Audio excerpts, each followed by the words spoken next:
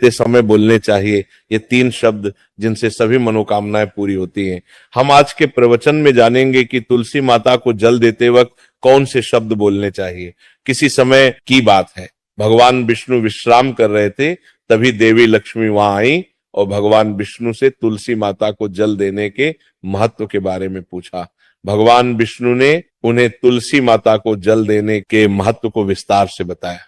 तब देवी लक्ष्मी ने कहा, हे स्वामी, आपने मुझे तुलसी माता के महत्व के बारे में बताया, लेकिन अब मैं ये जानना चाहती हूँ कि तुलसी माता को जल कैसे देना चाहिए, उनकी सेवा की सबसे श्रेष्ठ विधि क्या है और जल देते समय कौन सा मंत्र बोलना चाहिए। भगवान विष्णु ने उत्तर दिया, प्रिया देवी, जैसा कि मैंने तुम्हें तुलसी माता के महत्व के बारे में बताया, उसी प्रकार तुलसी माता को जल देते समय बोला जाने वाला मंत्र भी बहुत महत्वपूर्ण है। ये मंत्र 3 शब्दों का है, लेकिन इसका प्रभाव अत्यंत शुभ और कल्याणकारी है।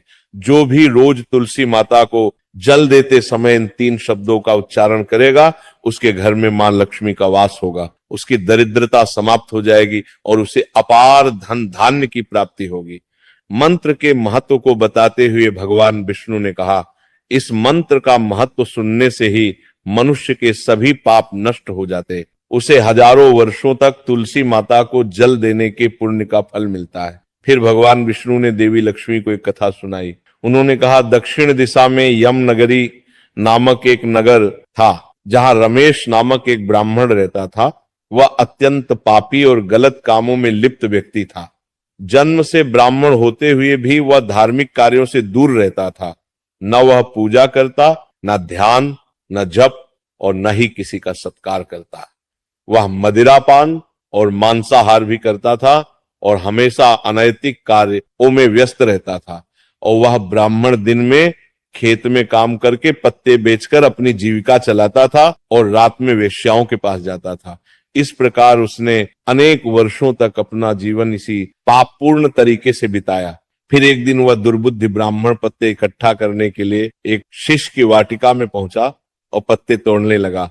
तभी एक काले सर्प ने, जो काल के रूप में वहां उपस्थित था, उसे काट लिया। उसी समय उसकी मृत्यु हो गई। उसकी मृत्यु के तुरंत बाद यमराज के दूत वहां प्रकट हुए और उसकी आत्मा को लेने के लिए आए। वे उसे यमलोक ले जाने लगे।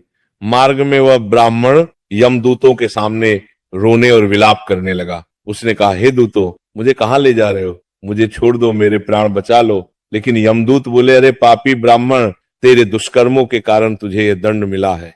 अब यमराज तुझे घोर नरक में डालेंगे।